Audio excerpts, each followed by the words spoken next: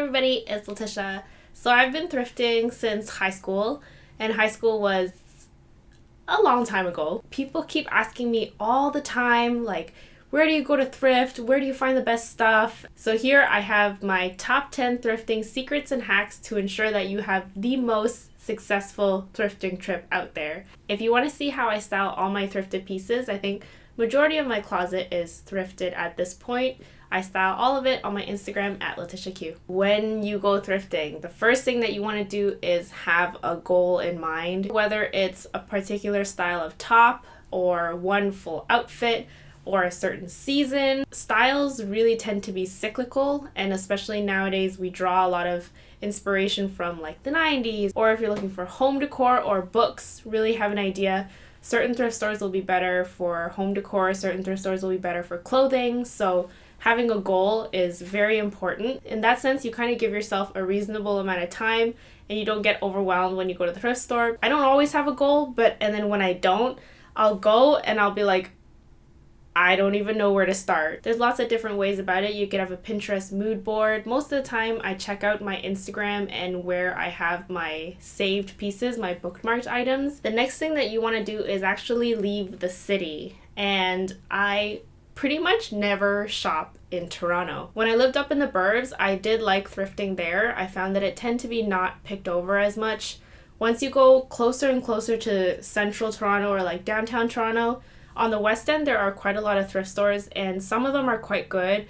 But then when you go to like downtown core, like Queen West, they have a lot of great thrift stores, but they're all very curated. The price points are like almost the same as shopping retail. And Thalys, as you know, I've been working with them for a long time. I pretty much exclusively thrift there because every location that they have is huge. You could be lost in there for hours. And at the beginning of May, they opened the new location in Barrie, and then my thrifting buddies drove up to Barrie. Just an extra little tidbit, like a little freebie hack there. It's always good to go thrifting with friends. There are some stinking good deals, and I would make a trip out to Barrie for that. Not only that, but when you have a giant store to yourself, whereas the city tends to have smaller vintage shops, you just get so many options and so many styles to yourself. You know, I'm not just thrifty with clothing, I'm thrifty like every aspect of my life. And every thrift store does this, but when you bring a donation in, they'll usually have a coupon for you so that you can shop and take a discount for your next purchase.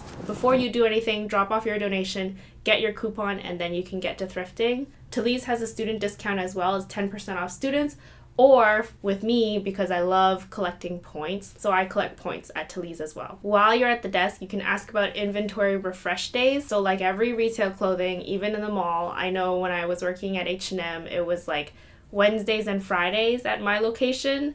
They would have inventory refresh, and that's when new stock would come in, and you want to be there on that day, because that's when they put out all the best, fresh new pieces. Nobody's touched it yet, and you have first dibs. And this is usually when like designer items or like new items that are very competitive disappear. So you want to be ready for those, or you could be like Naomi and ask the manager when you see something in the back. First dibs. It's not even out on the floor yet.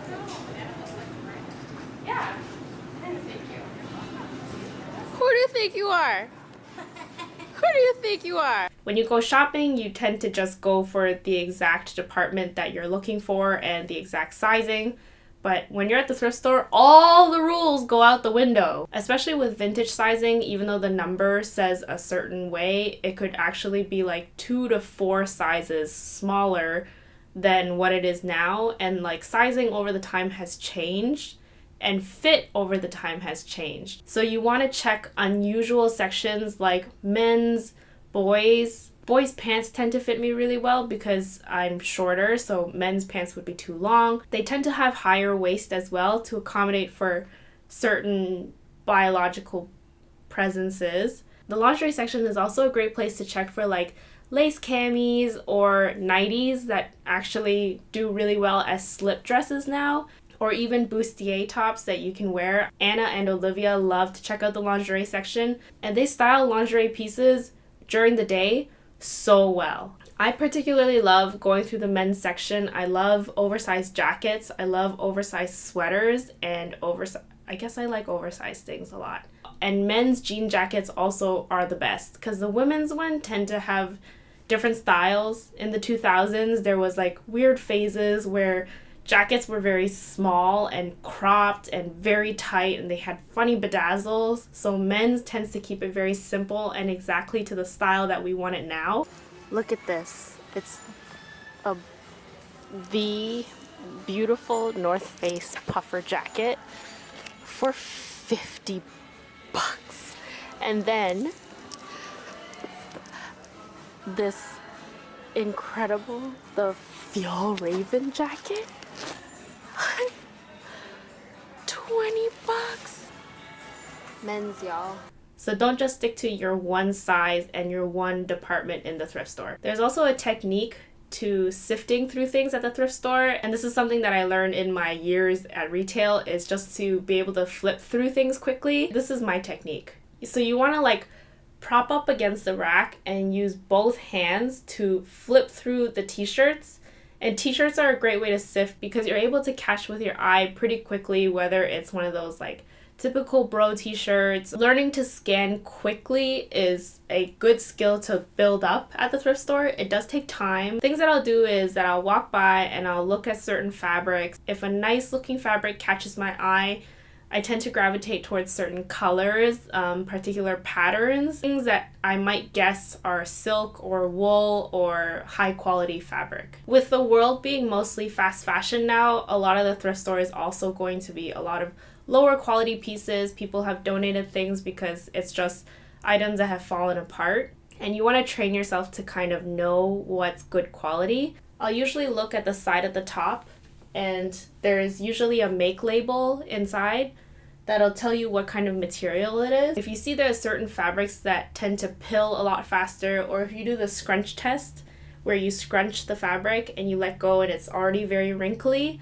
then it's not really worth wearing because you're going to be moving. If you sit down, the second that you get up, it doesn't look good anymore, then there's no point in getting it. And then with older pieces, things tend to be made with higher qualities. Anything with a lining is a dead giveaway, that they actually put a little bit more time into making that item. Or like itchy wool pants, if a pair of wool pants have lining, that's great. And then checking other things like stitching and overall construction. The one thing that you do need to avoid at the thrift store is anything with a brand new tag. So if people have donated things that still have the tag on it, which means that it's never been worn, chances are the thrift store is probably going to mark it up even higher just because it's considered a higher quality item. But you never know. It could be like a brand new piece from a fast fashion brand and it has the tags attached to it, so they're going to mark it up higher.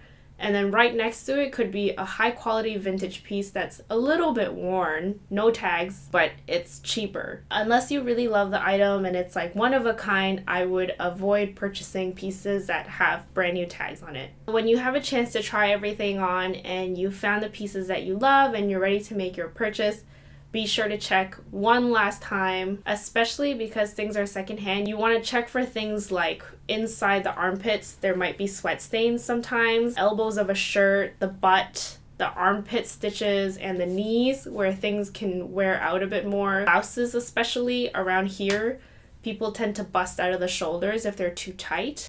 So you just want to make sure that everything looks okay before you make that purchase. So I hope you guys enjoyed this video. Thrifting to me is like, it's way better than shopping. There's a sense of adventure and a sense of love to it where I just feel like I care so much more about the pieces that I have found and have given a new life, and knowing that there was a story behind it, even if it was like sitting at the bottom of somebody's closet and they just decided to give it away. Be sure to subscribe to this channel if you want to see more thrifting videos. I thrift about like once a month, so there's always going to be more. And you could give the Girl Wild podcast a listen. We talk about all things female, like dating, relationships, and more. Lots more. You can check it out everywhere on iTunes, Google Play, or Spotify. And you could submit your questions to us to be featured for the podcast. I will see you guys next time. Bye.